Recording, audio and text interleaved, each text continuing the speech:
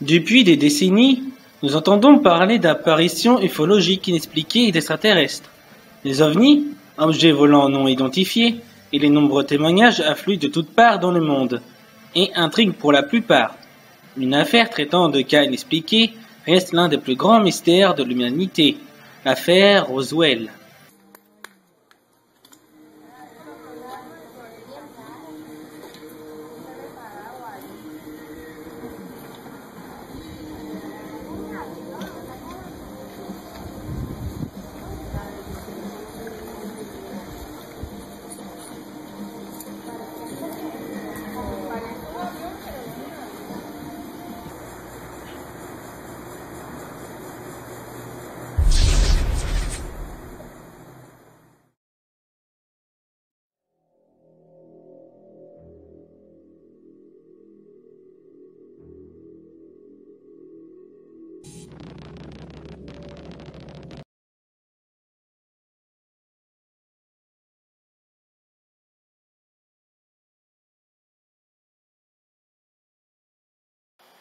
Le 2 juillet 1947, un ovni aurait explosé en plein vol et se serait écrasé près de Roswell, au cœur du Nouveau-Mexique, aux États-Unis.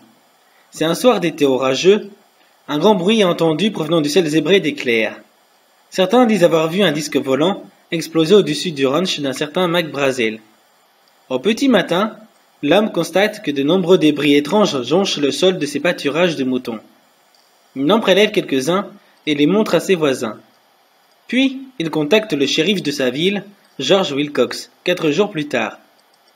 Le major Jesse Marcel s'est rendu sur les lieux de la découverte de débris présentés comme ceux d'un ovni en juillet 1947. Tout aussi intrigué, le shérif alerte le bureau local de l'armée de l'air. Le major Jesse Marcel se rend sur place. Il récupère des débris ressemblant à des bouts de caoutchouc et d'aluminium qu'il rapporte à sa base. Des rumeurs courent. On raconte que durant les recherches menées sur le site du crash supposé de cet ovni, objet volant non identifié, des militaires auraient trouvé, à un autre endroit, les vestiges d'un vaisseau spatial et des corps d'extraterrestres le 8 juillet, pendant le bas de combat.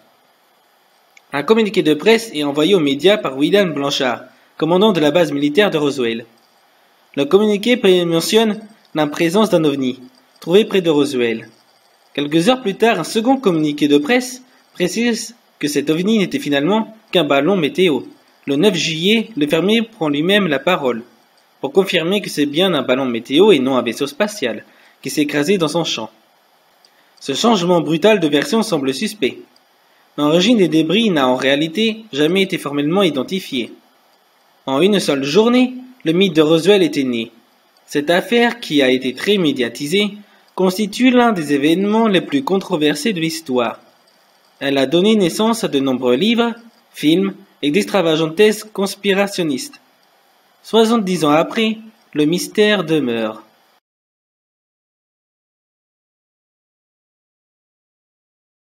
Le fameux ovni n'aurait été qu'un ballon-sonde de l'opération Mogul. Mais par en croire les ufologues les plus fervents, c'est à la zone 51 que seraient entreposés les vestiges du crash de Roswell, preuve des relations secrètes entre l'armée américaine et les extraterrestres. Probably a few more months to make it before my kidneys shut down, you know.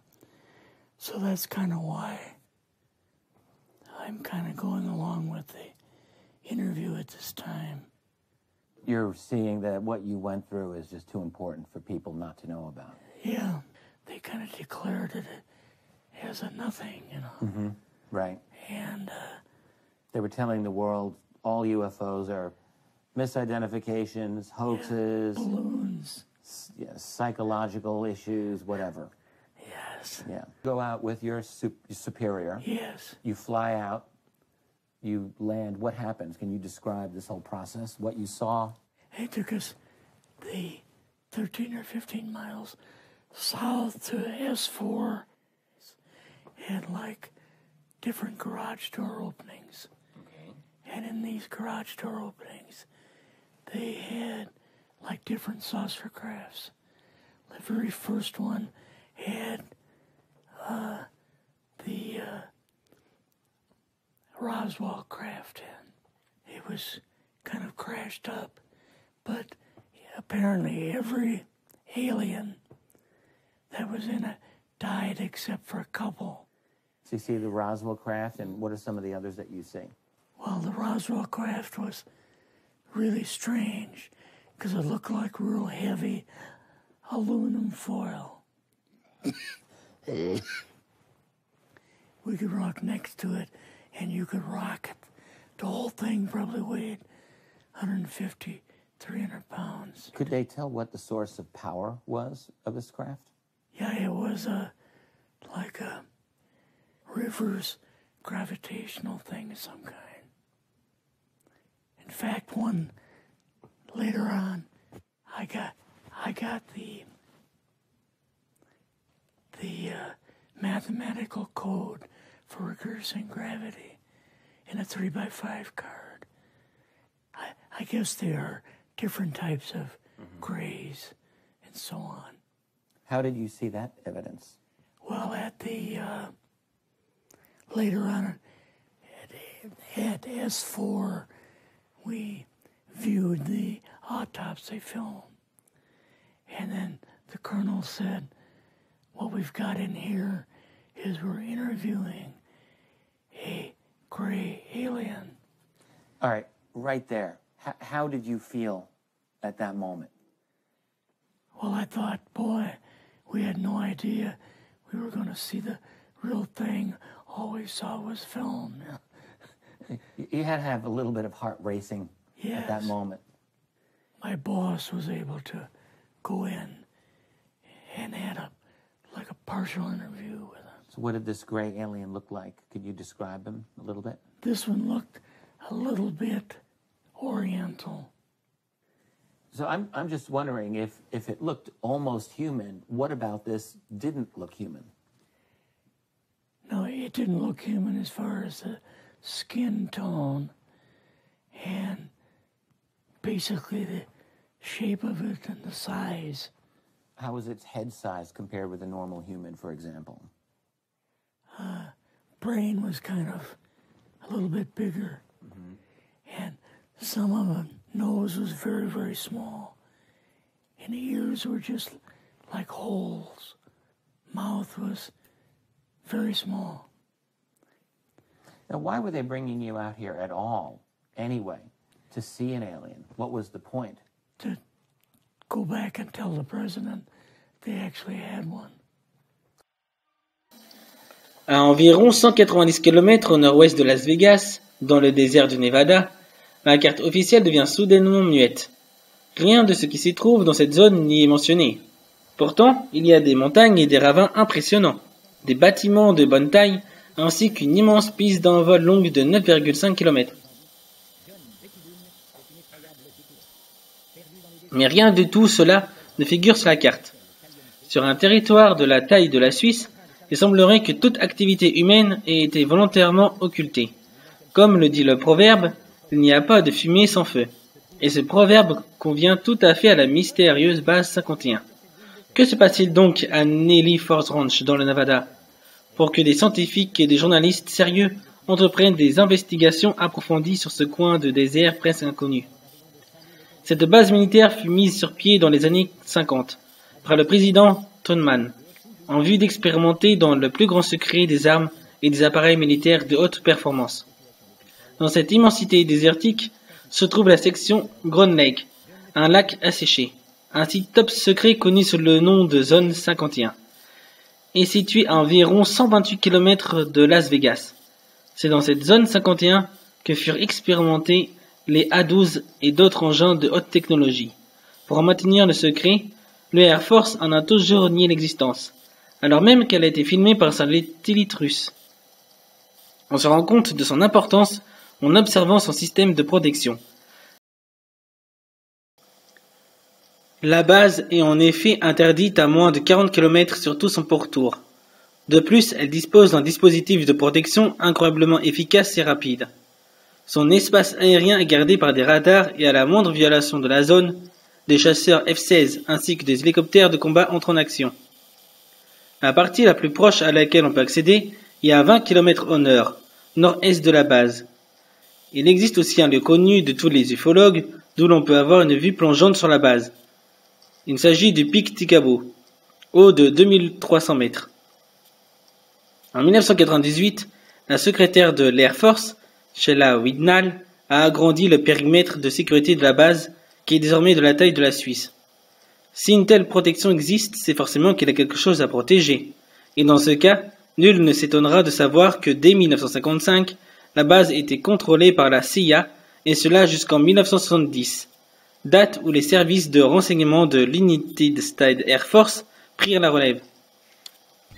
Vue d'avion, la base ne couvre qu'une petite superficie du terrain, bien qu'elle se soit étendue au cours des dernières années. Ce que l'on ne dit pas, c'est que des centaines d'employés sont amenés à la base par avion, à partir de l'aéroport de McCarran, Las Vegas, et cela plus de 10 fois par jour. Tant d'employés pour une si petite structure a poussé les observateurs à conclure que l'essentiel de la base était sous terre, ce qui a été confirmé par plusieurs techniciens de manière anonyme. Quel est donc le secret de cette base 51 qui échauffe les imaginations depuis de longues années? S'il faut en croire les ufologues sérieux, certains militaires et de nombreux scientifiques, la base serait le dépôt des vestiges d'un ovni récupéré après un crash, celui de l'affaire Roswell. C'est l'avis de Robert Hochler, technicien à la NASA, de 1974 à 1977.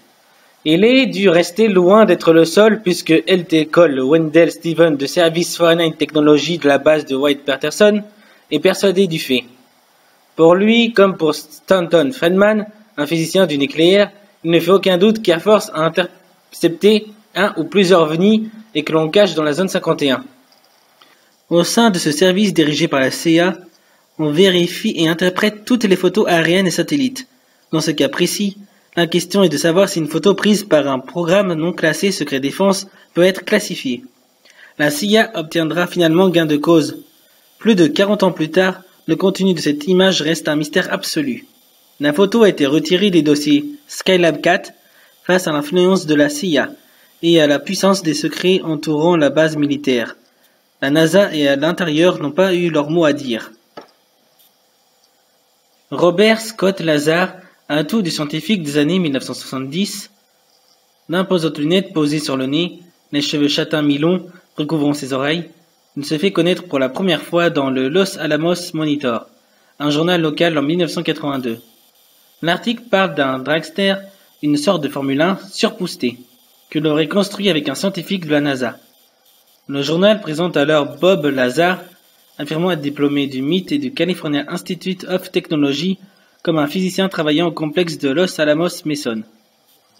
Mais c'est le 13 mai 1989 que Bob Lazar accède à une autorité mondiale. Lors d'une interview donnée à une chaîne télévisée de Las Vegas, le scientifique affirme avoir travaillé dans la très secrète zone 51. Bob Lazar explique avoir été ingénieur et scientifique durant un an, entre 1988 et 1989, dans la base de la CIA. Et il n'est pas avare de détails, devant son interlocuteur médusé. Il raconte avoir été attribué au secteur 4, proche de Groom Lake, et caché sur la montagne à Propose Lake. Au cours de ses diverses missions, Bob Lazar dit avoir travaillé sur la propulsion d'un nouveau genre d'appareil militaire. Mais après des recherches poussées sur le matériel qu'on mettait à sa disposition, il parvient à la conclure que les 9 engins gardés dans le secteur 4 ne sont pas d'origine terrestre. Dans son témoignage, Bob Lazar explique, sans être rendu compte après être monté à bord d'un de ces appareils. Pour lui, l'engin était construit pour une personne à la morphologie différente de celle d'un pilote humain. Une enquête du Los Angeles Team de 1993 montre qu'il n'y a aucune trace de son passage au MIT et à Caltech. David L. Morgan, docteur en physique, a également remis en question les propos de Bob Lazar. Ce dernier s'est défendu en affirmant que le gouvernement américain ou une autorité plus haut placée avait effacé les traces pour lui faire perdre toute crédibilité. C'est pour se protéger qu'il aurait réalisé l'interview du 13 mai 1989. Je tends à croire que son histoire est authentique à la base, qu'il a vu ce qu'il pensa être un engin extraterrestre et assista à des tentatives de fabrication et de reproduction de celui-ci. Je pense en revanche que son explication de ce qui se passe et la théorie qu'il met en valeur sont erronées. Ce qui, à mon avis, est crédible, c'est le fait qu'il se trouvait là-bas. Il n'y a absolument aucun engin extraterrestre, aucune technologie extraterrestre, rien de tout cela dans la zone 51. C'est pourquoi S4 fut construit à part pour bien marquer la séparation. Les gens de la zone 51 n'y ont pas accès. D'après Lazar, les militaires n'ont pas testé d'engins extraterrestres en vol dans la zone 51. Il semblerait plutôt que les disques que beaucoup photographièrent ou filmèrent soient en fait sortis de S4, quelques kilomètres plus loin. L'établissement S4 est une zone juste au large de Papoose Lake Bed, qui est le lit d'un lac asséché. Il se compose de 9 hangars. Ces hangars possèdent des portes inclinées, recouvertes d'une peinture rugueuse couleur sable. À l'époque où je travaillais là-bas, il y avait à l'aéroport international McCarran de Las Vegas un bâtiment réservé aux projets spéciaux de la société EG&G. Lorsqu'on me disait d'aller travailler, je conduisais jusque là-bas, j'y garais ma voiture, prenais un avion à l'aéroport, volais jusqu'à Groom Lake, puis débarquais et attendais un bus. Et le bus m'amenait directement à S4. Le premier disque que je vis, je crois que c'était la seconde fois que je me rendais là-bas, ou plutôt la troisième. Lorsque je l'ai vu, ça m'a frappé et je me suis dit que ça expliquait toutes les apparitions d'OVNI. Je n'avais pas l'idée qu'il s'agissait d'un engin extraterrestre, mais qu'il devait s'agir d'une sorte de forme avancée de chasseur sur lequel nous travaillons depuis des années. Et les gens avaient dû l'apercevoir durant les périodes d'essai, et ainsi de suite dans le même registre. Et il ne m'est pas arrivé de penser, bien qu'étant en train de regarder un objet extraterrestre, que ça n'avait pas été fabriqué par l'homme. Là-bas, je donnais des surnoms à tout. Le modèle sur lequel je travaillais était d'apparence assez lisse, et je l'avais surnommé le modèle de sport. Il y avait celui qui ressemblait à un moule à geler, celui qui ressemblait à un chapeau haute forme. Il y avait aussi un disque qui était replié sur le côté, et il y avait un grand trou provoqué par un projectile, avec le métal plié vers l'extérieur. Je ne peux que supposer qu'il faisait des expériences pour voir si des projectiles pouvaient le pénétrer. Des engins extraterrestres comme celui que Bob Lazar étudia ont déjà été observés un peu partout dans le monde, mais avant que Lazar n'entre dans le disque, il pensait qu'il s'agissait d'une élaboration humaine. Je crois que j'ai dû comprendre lorsque je suis entré dedans, que j'ai regardé autour de moi, et que j'ai commencé à saisir comment fonctionnait l'engin, et que pour finir, j'ai eu une idée d'ensemble du projet. J'ai compris aussi ce que nous faisions. Nous ne fabriquions pas cet engin, nous tentions de comprendre comment il était fait. Nous tentions de le reproduire. La première fois que je suis allé voir à l'intérieur de l'engin, tout ce que je peux dire, c'est que j'ai éprouvé un sentiment de crainte. Vous marchez là-dedans et vous vous sentez comme si vous n'aviez pas à être là. Je sais que ça a l'air un peu bateau, mais c'est vraiment un sentiment de crainte. Ce n'est pas une sensation excitante. Ça soulève tout un tas de questions dans votre esprit. Je n'ai assisté officiellement qu'une seule fois, à peu de distance, à un vol d'essai. J'étais justement à l'intérieur du hangar. L'engin quitta le sol pratiquement sans aucun bruit, à l'exception d'une petite effluve électrique au bas de l'engin, indiquant la présence de haute tension. Cela se dissipa à une hauteur d'environ 9 mètres. Et c'est resté là complètement silencieux, et ça se déplaçait à gauche, à droite, et revenait à terre. Voilà quel était le test. C'était vraiment un exploit scientifique que de faire s'élever quelque chose en silence, de l'avoir sous contrôle et de réaliser des manœuvres comme ça. À ce jour, personne n'a pu rentrer dans la zone 51 et l'affaire Roswell reste l'une des plus grands mystères de l'humanité. Il existerait même une zone 52 dans l'Utah. En France, des vagues dans les années 80 ont même défrayé la chronique entre nos terres et la Belgique. Serait-il possible que les extraterrestres soient déjà sur Terre parmi nous? Serait-il possible que l'armée travaille avec eux en étroite collaboration, 100% secrète? À présent, c'est à vous d'en juger.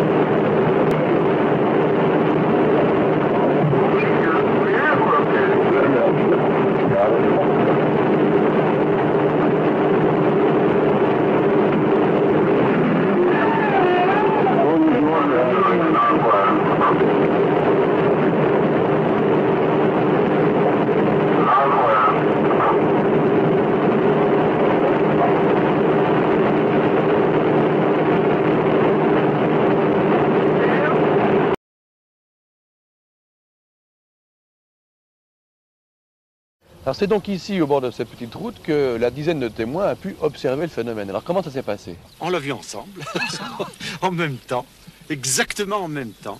Et en même temps, une double exclamation. Mais qu'est-ce que c'est que cela? Qu'est-ce que c'est que cela?